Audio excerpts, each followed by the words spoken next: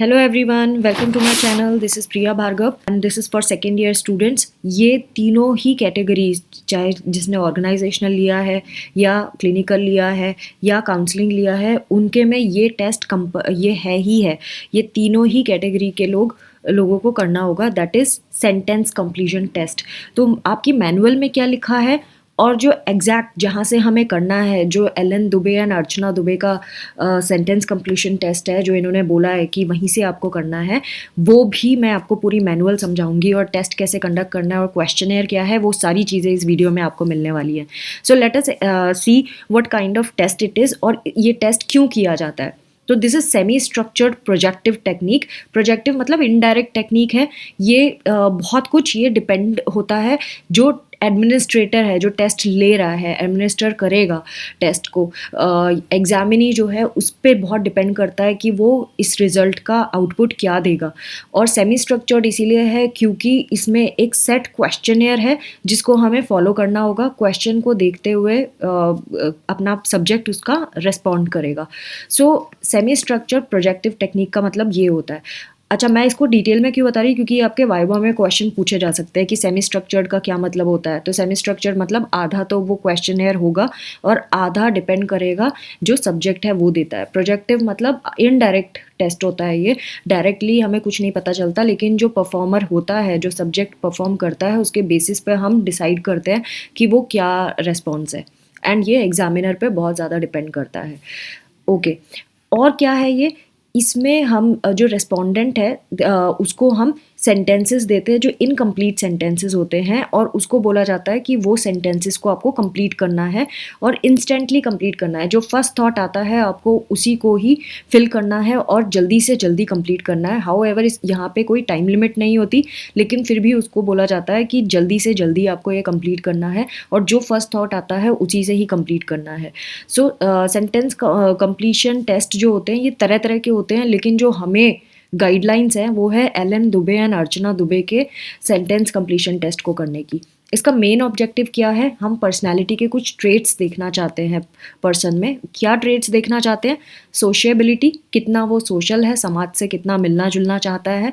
Self confidence उसका कितना है, खुद पे कितना कॉन्फिडेंट फील करता है। एंड थर्ड, एम्बिशियस, कितना एम्बिशियस है अपने आप को लेकर।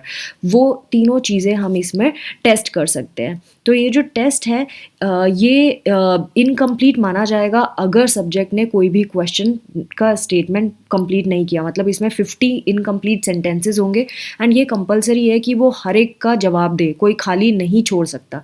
सो को एकदम से इमीडिएटली इसको करना है। हाउएवर इसमें कोई टाइम लिमिट नहीं होती, लेकिन फिर भी उसको यही बोलना है सब्जेक्ट को कि आपको जल्दी से जल्दी कंप्लीट करना है, इनकम्प्लीट कुछ नहीं छोड़ना है। सारे जो सेंटेंसेस हैं इस तरीके से डाले गए हैं कि वो सेंटेंस को जब वो फिल करेगा तो उसका कोई पॉजिटिव, नेगेटिव या फिर न्यूट्रल एस्पेक्ट हमें पता चलेगा। अगर पॉजिटिव आंसर देता है तो हम उसे 2 मार्क्स अवार्ड करेंगे, नेगेटिव देता है हम उसको 1 मार्क अवार्ड करेंगे, और अगर उसका पॉजिटिव नेगेटिव कुछ नहीं समझ आता उसके स्टेटमेंट से तो हम उसको न्यूट्रल मतलब 0 मार्किंग करेंगे। इसको और डिटेल में मैं बताऊंगी जब मैं आपको मैनुअल समझाऊंगी एलन दुबे एंड अर्चना दुबे की। सो ये सीरियल नंबर जो हैं उसके बारे में नीचे जब हम स्कोरिंग कैसे करेंगे वो भी मैं मैनुअल में समझाऊंगी, क्योंकि इन्होंने बहुत शॉर्टकट में दिया है।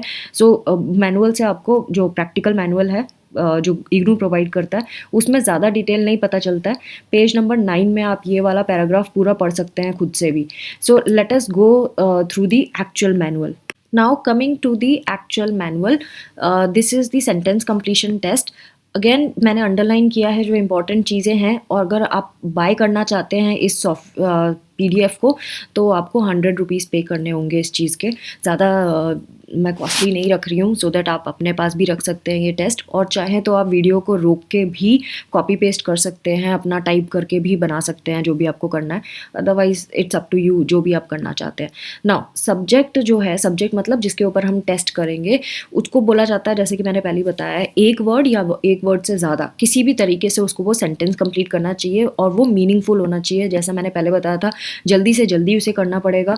और लेकिन हम उसको बोले कोई स्पीड का टेस्ट नहीं हो रहा है, उसको बहुत जल्दी जल्दी करके कुछ हड़बड़ाहट में नहीं करना, लेकिन वन गो में जो भी दिमाग में आता है वो करना है। थीमेटिक एप्रिसिएशन ए परसेप्शन टेस्ट या वर्ड एसोसिएशन मेथड है, उससे ये थोड़ा सा अलग है, क्योंकि ये मेथड क्यों अलग है, क्योंकि इसमें बहुत सारी चीज़ों पे इंटरप्रिटेशन पे डिपेंड करता है कि हमारा जो चेकर है वो क्या इंटरप्रेट करेगा उससे, इसीलिए। और उसकी जो टेस्ट सब्जेक्ट है वो कितना विलिंगली उस टेस्ट को कर रहा है ना। ऑब्जेक्टिव टेस्ट नहीं है ये। ऑब्जेक्टिव टेस्ट में क्या होता है, जैसे येस नो में आप जवाब देते हो, उस तरह के टेस्ट को हम ऑब्जेक्टिव टेस्ट देते हैं, कहते हैं। लेकिन ये वाला जो टेस्ट है सेंटेंस कंप्लीशन टेस्ट, ये ऑब्जेक्टिव टेस्ट बिल्कुल नहीं है। इसमें हम कोई फोर्स्ड आंसर नहीं देना पड़ता, फ्रीडम होती है सब्जेक्ट को पूरा कि वो किसी तरह से भी रेस्पॉन्ड कर सके, जो जैसा उसके दिमाग में क्लिक होता है उस तरह से। जो टेस्ट इस तरह से डिज़ाइन किया गया है कि सब्जेक्ट को ये नहीं पता चलेगा कि कौन सा स्टेटमेंट पॉजिटिव है, गुड है या बैड है। मतलब वो कुछ भी भरेगा, उसको समझ नहीं आएगा कि जो स्टेटमेंट है वो गुड या बैड किसको इंडिकेट कर रहा है। सो दैट मैनिपुलेशन की कोई चांस नहीं है इस टेस्ट में। ये सोच के वो नहीं आंसर कर सकता कि भाई मैं सारे पॉजिटिव दे दूँ, तो कुछ भी चालाकी करे नहीं कर पाएगा। सेंटेंस जो हैं वो इस तरह से स्टार्ट हो रहे हैं, थर्ड पर्सन से स्टार्ट हो रहे हैं, कुछ फर्स्ट पर्सन में ही है, तो वो तरह तरह के पर्सनल प्रोनाउंस भी हम यूज़ कर रहे हैं इस सेंटेंस में, न्यूट्रल स्टिमुली भी यूज़ कर रहे हैं, तो तरह तरह के हम इसमें ग्रामर को यूज़ कर रहे हैं, सो दैट हमें हर तरह से, हर एंगल से उसके बारे में पता चले। जो सेंटेंस है वो जब स्टार्ट हो रहे हैं, कुछ बहुत स्ट्रक्चर्ड सेंटेंसेस हैं, जैसे कि the most fun we had last summer, and कुछ बहुत तरह अनस्ट्रक्चर्ड भी हैं, जैसे सम टाइम्स करके। जब ये टेस्ट होते हैं, जब ये कोई भी साइकोलॉजिकल टेस्ट जब बनाए जाते हैं, तो एक पूरी कमिटी बैठती है साइकोलॉजिस्ट की, 7, 8, 10, 12 भी हो सकते हैं। वो सब बैठ के उस पूरे टेस्ट को परफॉर्म करके चेक करते हैं कि कौन सा टेस्ट ज़्यादा सुपीरियर माना जाएगा, कौन सा साइकोलॉजिकल टेस्ट ज़्यादा हमें आउटपुट देगा। तो वो टेस्ट, साइकोलॉजिकल टेस्ट जो जिसमें फर्स्ट पर्सन को लेकर बात की गई है, वो साइकोलॉजिकल टेस्ट ज़्यादा सुपीरियर माने गए हैं। बहुत ज़्यादा रेटिंग मिलती है उन टेस्ट को सारे साइकोलॉजिस्ट से। तो 7 साइकोलॉजिस्ट में से 6 ने रेटिंग अच्छी दी है जब फर्स्ट पर्सन में हमने टेस्ट किए हैं। क्यों फर्स्ट पर्सन में? जब सेंटेंस लिखते हैं, जैसे आई ज़्यादा यूज़ करना, मी ज़्यादा यूज़ करना, तो ऐसे सेंटेंसेस को फर्स्ट पर्सन टेस्ट कहते हैं। तो जब उस तरह के टेस्ट्स में हम यूज़ करते हैं तो इंसान के अंदर की फीलिंग बाहर आती है, वो अंदर से क्या महसूस करता है, उसकी खुद की इन्वॉल्वमेंट उसमें रिफ्लेक्ट हो जाती है। That is why first person वाले टेस्ट ज़्यादा प्रेफर्ड किए जाते हैं। ये जो सेंटेंसेस होते हैं वो जब स्टार्ट होंगे फर्स्ट पर्सन में, तो जैसे मैंने बताया कि ये सारी चीज़ें पता चल जाती हैं, वो अपनी लाइकिंग डिसलाइकिंग एटीट्यूड ये सब शो करता है। नाउ कमिंग टू ऑब्जेक्टिव, जैसे मैंने आपको बताया, जब आप मैनुअल के बारे में मैंने डिटेल बताया था कि जब आप प्रोजेक्ट फाइल बनाते हैं तो आपको एम लिखना पड़ता है, टाइटल, एम, इस तरह से। तो एम क्या होगा? ऑब्जेक्टिव एंड एम एक ही चीज़ होती है। तो आपको क्या लिखना है? To measure certain personality traits like sociability, self confidence and ambitious. ये 3 ट्रेट्स हम इस टेस्ट से मेजर करेंगे। तो इस टेस्ट की ऑब्जेक्टिव एम में आपको ये लिखना है, to measure personality traits of sociability, self confidence and ambitious. So 3 personality trait को ये टेस्ट करेगा। जो सेंटेंसेस है वो इस तरह से फ्रेम किए गए हैं कि पॉजिटिव एंड निगेटिव, यहाँ पे प्रिंटिंग मिस्टेक है, यहाँ पॉजिटिव वर्ड आना था। तो पॉजिटिव और निगेटिव एस्पेक्ट जो है उस पर्टिकुलर ट्रेट का, वो आएगा ही आएगा, खुल के आएगा, कोई कुछ कर नहीं सकता। नाउ एडमिनिस्ट्रेशन, आप एडमिनिस्टर कैसे करना है इस टेस्ट को? कोई स्पेसिफिक ट्रेनिंग की ज़रूरत नहीं है, कोई भी आके कर सकता है, जो भी ये मैनुअल पढ़ेगा उसको समझ आ जाता है एंड वो उसको फॉलो करके कर सकता है। इवन 30 स्टूडेंट्स को एक साथ बिठा के भी ये टेस्ट किया जाता है, जैसे कि बाकी ऑब्जेक्टिव टेस्ट हम करते हैं, एंट्रेंस एग्जाम्स में भी करते हैं, उस तरह के में भी हम कर सकते हैं। तो सब्जेक्ट को यही बोलना है, जैसे कि मैंने बताया, सिंपल सेंटेंसेज है, आपको कंप्लीट करना है, जल्दी से जल्दी करना है, बिना सेकंड थॉट दिए करना है, कोई टाइम लिमिट नहीं है। तो वो क्योंकि कई बार रिपीटिशन है इस चीज़ का, इसीलिए और उनको ये भी बताना है कोई भी सेंटेंस आपको खाली नहीं छोड़ना। नाउ इसकी मार्किंग कैसे होती है, इन्होंने स्कोरिंग के बारे में ये सब आपको मैनुअल में लिखना पड़ेगा जो मैं दिखा रही हूँ आपको। पॉजिटिव, निगेटिव, न्यूट्रल स्कोरिंग के बारे में कि पॉजिटिव अगर उसने आंसर दिया है, आपको स्टेटमेंट पढ़ के लगता है कि पॉजिटिव है तो 2 मार्क्स देंगे, आपको स्टेटमेंट पढ़ के लगता है निगेटिव रेस्पॉन्ड कर रहा है तो ये -1 मार्क देंगे, और अगर आपको लगता है कि ना पॉजिटिव समझ आ रहा है ना निगेटिव तो आप उसको 0 मार्क देंगे। ना एक्सप्लेनेशन ऑफ द टेस्ट, ये पूरे कैसे हैं, जितने भी सेंटेंसेज है अगेन मैंने जैसे कहा पॉजिटिव निगेटिव ही इंडिकेट करता है ट्रेड के बारे में। जैसे कि इन्होंने कुछ एग्जांपल भी दिए, जैसे भीड़ भाड़ मुझे अच्छी लगती है, ऑब्वियसली ये पॉजिटिव सेंटेंस है ना। भीड़ भाड़ मुझे अच्छी नहीं लगती है, निगेटिव सेंटेंस है, पता चल रहा है। मेरे परिवार में सब मुझे प्रसन्न रहते हैं, मुझसे प्रसन्न रहते हैं, ये पॉजिटिव है। मेरे परिवार में सब मुझसे नाराज़ रहते हैं, ये नेगेटिव है, पता चल रहा है ना स्टेटमेंट से। तो इस तरह से आपको पता लगाना है। नाउ इस टेस्ट की रिलायबिलिटी एंड वैलिडिटी के बारे में बात करेंगे, और इसमें भी जो साइंटिफिक टर्म्स आएंगे वो भी मैं आपको बताऊंगी। स्टैंडर्डाइज इस टेस्ट को जब किया था तो ये मध्य प्रदेश के स्कूल और कॉलेज के स्टूडेंट्स के ऊपर किया था। 1150 स्टूडेंट्स के ऊपर ये टेस्ट किया था स्टैंडर्डाइजेशन पता करने के लिए, एंड 450 गर्ल्स थे एंड 700 बॉयज़ थे। इसमें जो सैम्पलिंग मेथड यूज़ किया है, जो आप MPC 005 कोड जो है फर्स्ट ईयर में जो आपने पढ़ा था, उसमें ये स्ट्रेटिफाइड रैंडम सैम्पलिंग मेथड आपने पढ़ा होगा। अगर नहीं पढ़ा होगा तो आप दोबारा रिवाइज कर सकते हैं, बट मैं फिर भी बता देती हूँ। Stratified random sampling method, random जब वर्ड आता है मतलब रैंडमली किसी को भी सिलेक्ट किया है, हमने कुछ जजमेंट नहीं की है। स्ट्रेटिफाइड का मतलब होता है आप एक कम्युनिटी से ले रहे हो। यहाँ पे कम्युनिटी क्या है, स्कूल एंड कॉलेज के स्टूडेंट, उनका एज कैटेगरी क्या रखा है, 14 से लेकर 19 के बीच में। एंड देन फर्दर स्ट्रेटिफिकेशन कैसे, स्ट्रेटा मतलब सब डिवीजन करना, सब ग्रुप्स में डिवाइड करना। तो पहले तो हमने सब डिवीजन क्या लिया, 14 से 19 ईयर्स की एज ले ली, एंड देन उसका सब डिवीजन क्या किया, गर्ल्स एंड बॉयज़ ले लिया। सो ये स्ट्रेटिफिकेशन हो गया।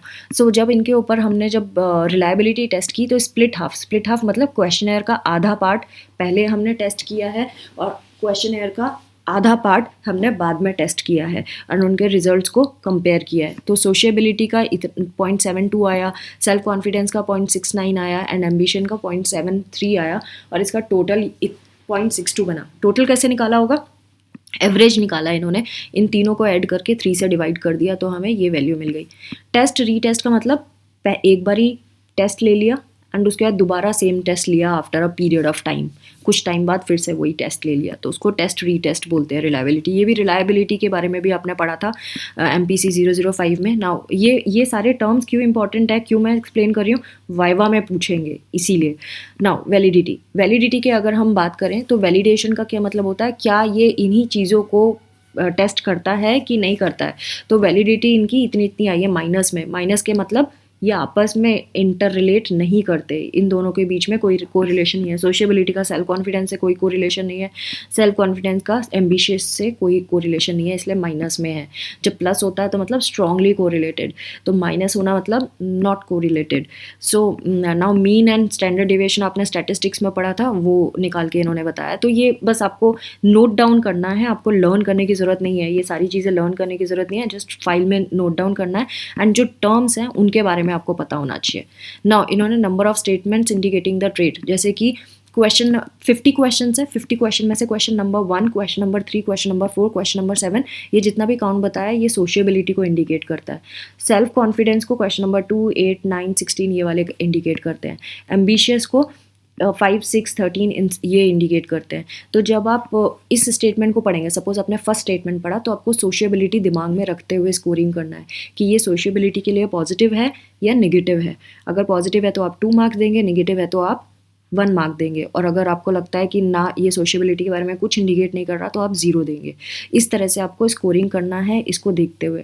तो क्वेश्चन नंबर 2 को जब आप चेक करेंगे तो सेल्फ कॉन्फिडेंस को दिमाग में रखते हुए चेक करेंगे कि वो जो बंदे ने सेंटेंस बनाया है वो सेल्फ कॉन्फिडेंस को इंडिकेट करता है तो आप 2 मार्क्स देंगे। अगर सेल्फ कॉन्फिडेंस को निगेटिवली इंडिकेट करता है तो 1 मार्क देंगे, और अगर पता ही नहीं चलता है तो 0 देंगे। इस तरह से आप स्कोरिंग करेंगे। सो ये बहुत इंपॉर्टेंट है ये वाली table. Now interpretation of raw score, जब आप पूरे नंबरों को ऐड करेंगे, सोशियबिलिटी के ये सारे क्वेश्चंस के आपके स्कोरिंग हो गई।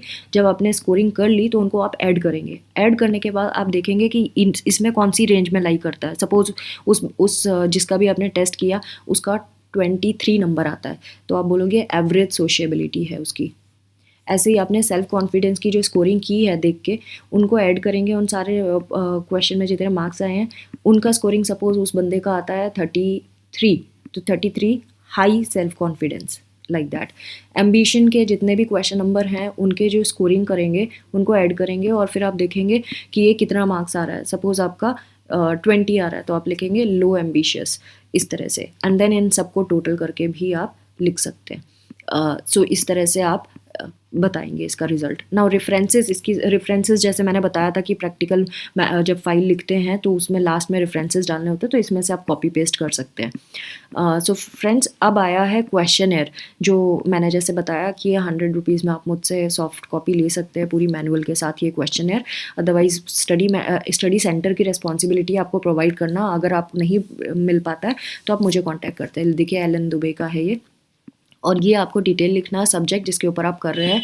एंड देन ये स्कोरिंग का है, जब आप स्कोर करेंगे तो यहाँ डालेंगे। और फिर ये क्वेश्चनर है, क्वेश्चन नंबर 1, क्वेश्चन नंबर 2, ये सारे। तो ये आप खुद के ऊपर भी अप्लाई करके चेक कर सकते हैं। आप चाहे अपना नाम बदल के लिख लें, लेकिन आप अपने ऊपर भी अप्लाई करके इस पर डाल सकते हैं और अपना स्कोरिंग करके देख सकते हैं। देखिए यहाँ पे बताया page number 1, page first section है और सेकेंड, ये इस तरह से। तो कौन से आइटम का कौन सा है इस तरह से बताया हुआ है। ये 1, 2, 3 क्या है ये भी मैं यहाँ पे बता दूँ आपको। ये देखिए यहाँ पे एरिया 1, एरिया 2, एरिया 3। तो ये एरिया 1, एरिया 2, एरिया 3 क्यों बोला है? क्योंकि क्वेश्चनर तो सब्जेक्ट के पास होगा ना, अगर आप यहाँ पे सोशियबिलिटी ये सब लिख देंगे तो उसको पता चल जाएगा। तो इस तरह से इसीलिए इन्होंने क्वेश्चन नंबर 1, 3, 4, 7, अगर आप यहाँ देखें 1, 3, 4, 7, ऊपर जाएंगे ज़रा, जो टेबल मैंने दिखाई थी देखिए 1, 3, 4, 7, ये सोशियबिलिटी का है फर्स्ट पार्ट।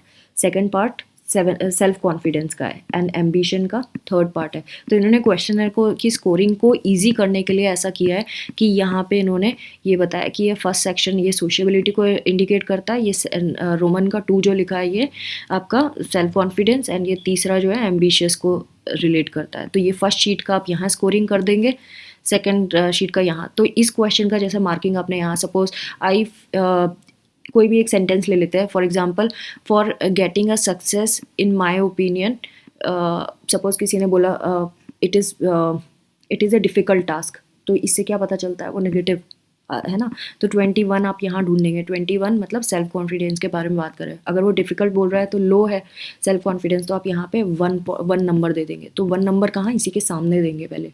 फिर वो जो आपने क्वेश्चंस के नंबर कर दिए, फिर यहाँ से आप ऐड करके यहाँ लिखते जाना कितने आए। इन सारे क्वेश्चंस का टोटल यहाँ आएगा, इन सारे क्वेश्चंस का यहाँ आएगा, लाइक दैट। सो इस तरह से आपको ये पूरी मैनुअल कंप्लीट करना है। तो फ्रेंड्स, आई होप आपको ये समझ आ गया होगा।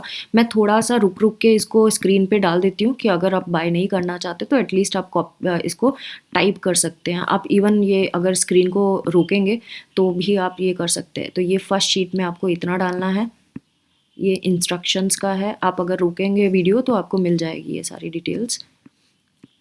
क्वेश्चन नंबर 10 तक ये, क्वेश्चन नंबर 17 तक ये, क्वेश्चन नंबर 26 तक ये, एंड क्वेश्चन नंबर 34 तक ये, क्वेश्चन नंबर 44 तक ये, एंड क्वेश्चन नंबर लास्ट तक ये। सो फ्रेंड्स, आई होप ये वीडियो आपको बेनिफिशियल रहेगा। एंड ये तीनों कैटेगरीज़ के लिए है, काउंसलिंग, क्लिनिकल एंड ऑर्गेनाइजेशनल। तो एक तो आपका प्रैक्टिकल पक्का हो गया, ये आप फाइल बनाना शुरू कर सकते हैं एंड जल्दी से जल्दी कंप्लीट करें। और कोई प्रॉब्लम आए तो आप मुझे ईमेल कर सकते हैं contactpriyabhargava@gmail.com। Thanks for watching, take care of your self, all the best, bye bye.